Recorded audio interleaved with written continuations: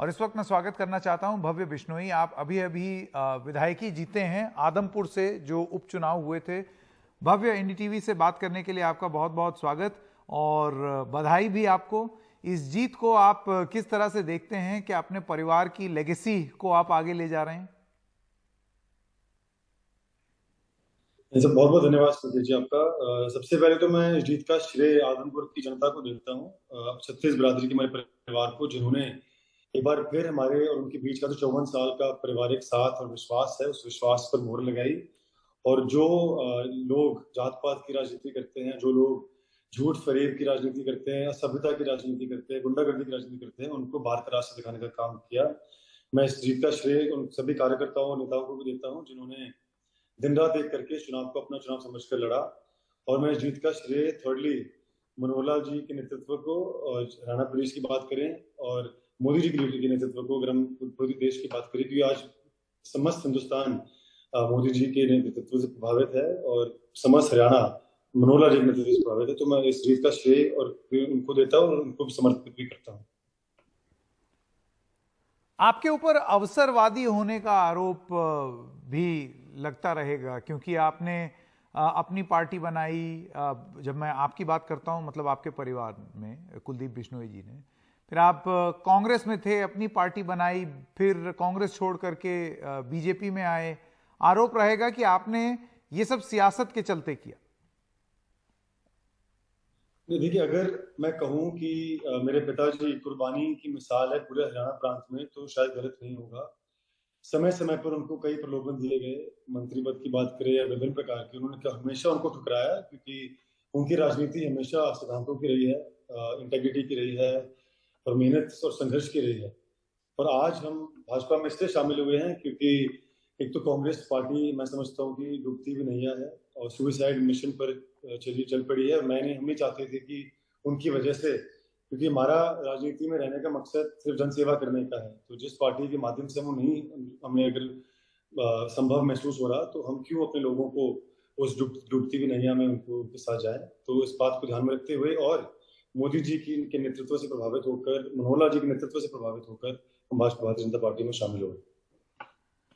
भव्य, ये जो जीत हुई है, इसे आप किस तरीके का संदेश के तौर पर देखते हैं? क्या ये जीत बीजेपी की जीत है, बीजेपी की ताकत की जीत है, या इसके पीछे आपके परिवार का जो राजनीतिक रसूख है वो काम आया है?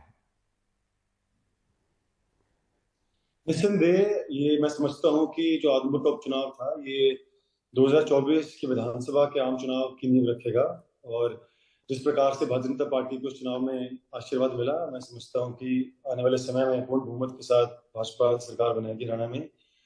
विद दैट सेड, मैं ये भी कहना चाहूंगा कि आदमपुर में खास बात यह है कि यहाँ पर दो प्रकार के आमतौर पर वोटर होते हैं, एक प्रो चौधरी वजनार परिवार और एक एंटी चौधरी वजनार परिवार। तो और आमतौर पर हमारे जिस पार्टी में हम, चाहे कांग्रेस से चुनाव लड़े, चाहे भाजपा से लड़े, और इस बार हम भाजपा से लड़े, हमारे साथ चलता है। और ये हमारे 54 साल का विश्वास है जो हमारे परिवार और उनके आदमपुर की जनता के बीच में हमने बहुत समय से मेहनत के साथ इसको बनाया। तो मैं इस जीत का श्रेय इन दोनों फैक्टर को देना चाहता हूँ। आप तो विधायक बन गए, लेकिन अब आपके पिताजी कुलदीप बिश्नोई जी, उनकी आगे की राजनीति अब कैसे चलेगी?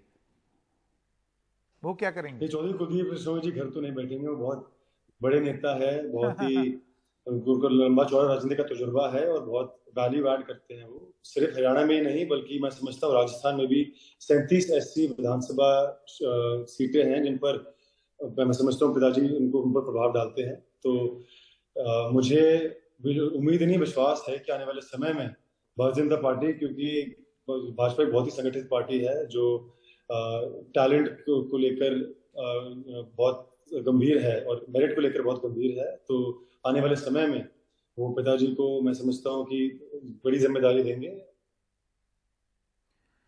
2024 के लिए ये जो जीत हुई है, इसके आप क्या मायने देखते हैं हरियाणा में? क्योंकि हरियाणा में पहले तो 2024 का लोकसभा चुनाव होगा और उसके कुछ महीने बाद ही विधानसभा के चुनाव होंगे। हाँ, जैसे मैंने कहा कि एक तरह से ड्रेस रिहर्सल था आदमपुर का उपचुनाव 2024 के चुनाव के लिए। और जिस प्रकार से इस चुनाव में भी आदमपुर के लोगों ने जात पात की राजनीति करने वालों को नकारा है, उसी प्रकार से दोबारा एक बार फिर 2024 में उनको नकारेंगे। और मैं समझता हूँ कि ये जेपीजी की जीत की हार कम और हुड्डा साहब और उनके बेटे की हार ज्यादा थी, कि जिस प्रकार से वो दिन रात एक करके इस चुनाव में मेहनत उन्होंने की, सब कुछ दांव पे लगा दिया। तो आदमपुर ने उनको नकारने का काम किया। आने वाले समय में पूरी तरह से कांग्रेस पार्टी आदमपुर ऐसे हरियाणा प्रदेश से साफ होने वाली। मेरा आखिरी सवाल आपसे ये है, देखिए आपका सियासी परिवार है, इससे जुड़ा हुआ ही एक सवाल है, आप पर और आपके परिवार पर भी परिवारवाद का आरोप लग सकता है, क्योंकि एक लेगेसी चली आ रही है चौधरी भजन लाल से, उसके बाद कुलदीप जी, फिर आप। बीजेपी की एक पोजीशन रहती है हमेशा, वो हमेशा ये पोजीशन लेती है कि एक परिवार से कोई सांसद रहा है तो विधायक उसी परिवार का ना हो। आपको लगता है कि आपका एक परिवार छूट गया है, क्योंकि आप दोनों ही अभी आप जैसे विधायक बन गए, अब जाहिर सी बात है, अभी मैंने थोड़ी देर पहले आपसे पूछा था तो आपने बोला था कि कुलदीप बिश्नोई घर में तो बैठेंगे नहीं, तो फिर ऐसे में क्या होगा 2024 में? क्या कुलदीप बिश्नोई ये उम्मीद करते हैं कि उनको संसद या संसद का चुनाव लड़ाए बीजेपी? फिर उस पोजीशन का क्या होगा?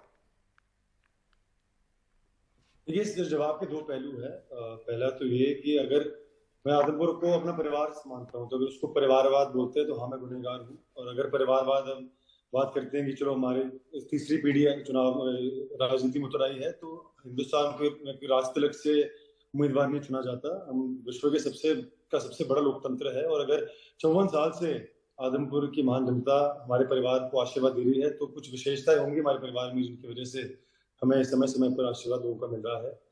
तो मैं नहीं समझता कि इसमें कुछ गलत है। अगर लॉयर का बेटा लॉयर हो सकता है, डॉक्टर का बेटा डॉक्टर हो सकता है, तो हम राजनीति में उसको बुरी दृष्टि से भी देखते हैं। और इस चुनाव में निस्संदेह मुझे अपने परिवार के नाम का फायदा मिला, लेकिन आने वाले समय में जो जो काम मैं करूंगा, जो मेरी छवि होगी लोगों के सामने, उसके नाम पर मुझे वोट मिलेंगे या नहीं मिलेंगे।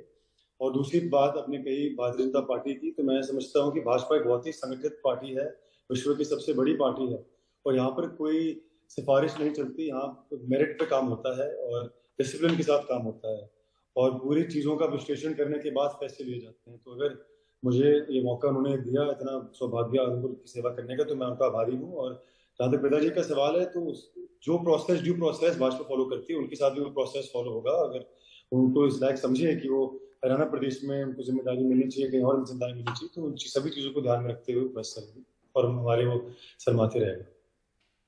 जी, भव्य बिश्नोई, आपका बहुत बहुत धन्यवाद हमारे साथ जुड़ने के लिए। बहुत बहुत धन्यवाद।